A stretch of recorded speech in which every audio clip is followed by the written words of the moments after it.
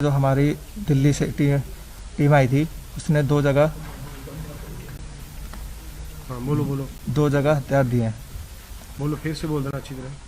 दो जगह हथियार दिए हैं, एक एक माखन भोग के पास और दूसरा वो गली में। ठीक है, हमारा प्लान ये था कि जो से होगी, जैसे 26 तारीख को बढ़ने की कोशिश करेंगे ये, तो पहले जो लाइन होगी उसमें क्या होगा, जैसे जो गन चलाएगा, जो सबसे पहले दिल्ली पुलिस इनको रोकने की कोशिश करेगी, जो गन चलाएगा सर, वो ये होगा कि पहले हम शूट करेंगे, पहले रोकने की कोशिश करेंगे। अगर ये बाई चांस नहीं रुकते तो इन पे शूट होने का ऑर्डर है। दूसरी चीज़, अगर तब भी नहीं रुकते, इनके घुटनों में ऑर्डर है शूट करने का। तीसरी, जो पीछे से जो हमारी टीम होगी, राजधानी के 10 लड़के हैं, जो हमारी टीम होगी वो पीछे से शूट करेंगे। उनको, पुलिस वालों को ये लगेगा कि दिल्ली में किसान लोगों ने ये चलाए हैं। ठीक है, इसमें और चौथा प्लान, जो 26 तारीख को जो रैली होगी उसमें से आधी, जो 26 तारीख को होगी उसमें से आधी लोग घर के होंगे जो पुलिस की वर्दी में होंगे, इनको तितर बितर करने के लिए। और जो 24 तारीख से है, चार लोगों को कोई आराम से स्टेज पे जो 4 लोग होंगे, जो स्टेज पे 4 लोग होंगे उनको शूट करने का प्रोग्राम वो है। 4 लोगों की फ़ोटो दे दी गई है। और जो हमें सिखाता है वो प्रदीप सिंह है, राय थाने का एसएचओ है। वो राय थाने का कौन है? थाने का क्या है? हाँ जी, कौन है? प्रदीप थाने में है कोई रही। थाने का क्या? नाम पूछो। राय थाने में प्रदीप एसएचओ है। वो कभी हमने थाने के आगे देखा नहीं। वो जब भी हमसे मिलने आता था, वो सिर्फ यहाँ कवर लगा के आता था। वो मुंह पे कवर लगा के आता, उसका हमने उसका बैच देखा था। ठीक है सर। नेताओं की फोटो कौन थे? सर उनका नाम नहीं पता है हमारे को, उनके फ़ोटोज़ हैं। आपके पास है? आपके पास दिखा दो। सर हमारे पास नहीं है।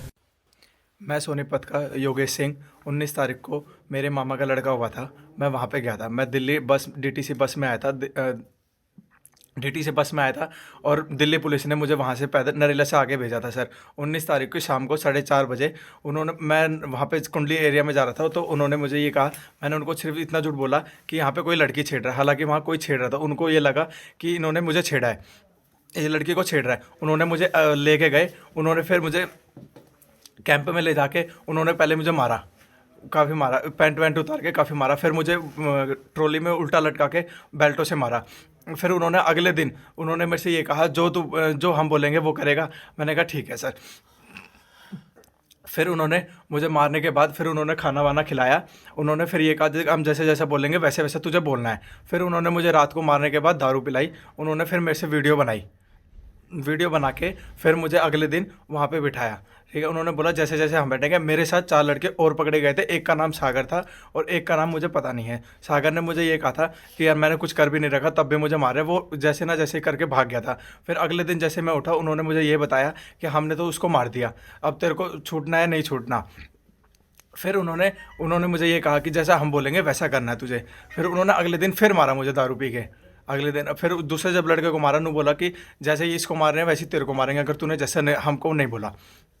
फिर मैंने उनको ये कहा, मैंने 112 नंबर पे भी कॉल मिलाए। मैंने उनको कहा कि मेरे को पुलिस के हवाले कर दो। उन्होंने बोला हम किसी के हवाले नहीं करेंगे, हम अगर मारते हैं तो हम किसी को बताते भी नहीं, मार काट के फेंक देंगे और पता भी नहीं लगेगा। उनके पास वो लड़के हैं जिनके पास पहले कंप्लेंट भी है, और उन्होंने पाइपों से जिस लड़के को मारा है वो अधमरी हालत में, उसको उठा के लेके गए हैं वहाँ से, ट्रॉली में भी रखा था। फिर एक रात जो वहाँ पे 2-4 लड़के हैं, उन्होंने मुझे काफ़ी मारा था, इतना ज़्यादा कि दारू पिला के। फिर वो आगे गया, आगे जाके उन्होंने ये कहा कि योगेश जैसे हम तेरे को बोलेंगे, तेरे को प्रेस के आगे वहाँ बोलना है। तो काफ़ी सारे साथ थे। फिर मैंने एक वहाँ पे स्टोरी बनाई कि मुझे भाई पुलिस वाले ने ऐसे बोला कि भाई प्रदीप एसएचओ राय थाने का ऐसे ऐसे बोला मुझे कि भाई ऐसी ऐसी टीम है ना, मेरे 10 लड़के आएंगे, फायरिंग करनी है 26 तारीख के बाद, ये करना है। फिर मैंने वैसे ही बोला कि मैंने कहा अगर छूटना होगा तो मुझे इसके लिए झूठ का सहारा लेना पड़ेगा, और वहाँ जाके जैसे जैसे मैं पुलिस को बता दूंगा कि उन्होंने मेरे से ऐसे बर्ताव करा। फिर मुझे वो अलग से रूम में ले गए, अलग से रूम में ले जाके उन्होंने फिर मुझे समझाया कि यार योगेश अगर तेरे को बोल देगा तो हम रात को छोड़ देंगे।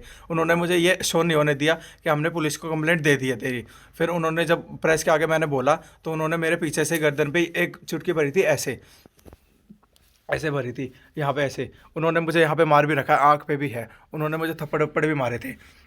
फिर उन्होंने मुझे कहा अब तेरे को जैसे प्रेस में बोलना। मैंने कहा ठीक है सर, मुझे जैसे बोलना मैं वैसे बोल दूंगा। मैंने उनको बोल दिया कि भाई ऐसी ऐसी बात थी, प्रदीप सिंह SHO का 10 लड़के आने थे राजधानी से, और एक लड़का और आया था जो हरियाणा का है, उसने सारा पूछ के वहाँ पे डिटेल ली थी। फिर जब मैंने बोला तब मुझे पुलिस लेके यहाँ पे आ गई थी।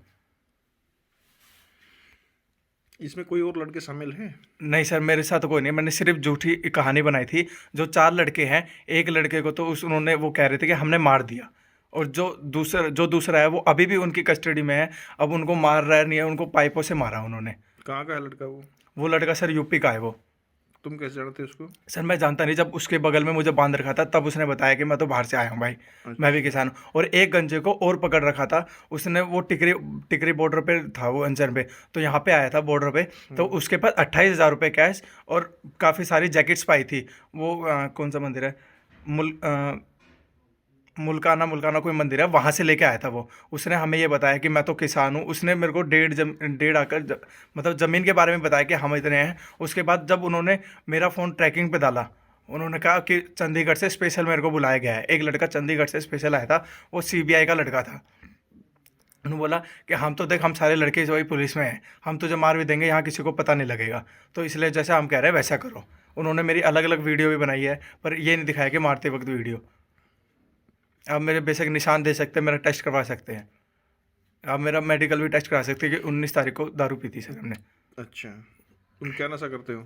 सर मैं कुछ नशा नहीं करता। कोई नशा नहीं करते? नहीं सर। तुम्हारे पास कोई हथियार? नहीं सर, नहीं है तो सर पहले मेरी तुम्हारे ऊपर कोई केस? नहीं सर, मैं रिफ्रेश हूँ सर, कोई केस वेस नहीं। आप मेरी फैमिली के और मेरा बैकग्राउंड भी चेक कर सकते क्या हैं। है तुम्हारा बैकग्राउंड बताओ? मेरा बैकग्राउंड, मैं 9वीं फेल हूँ सर, और मैं लड़का 1.5 साल से खाली हूँ, ठीक है। मैंने कोई हथियार नहीं करा, कोई कुछ नहीं करा सर। तुम्हारे माँ बाप क्या करते हैं? मेरे माँ बाप एक कुक हैं सर, और मम्मी एक बर्तन धोती है। मेरा भाई मेवा में अकाउंटेंट है, सिस्टर पढ़ती है सर मेरी दिल्ली में।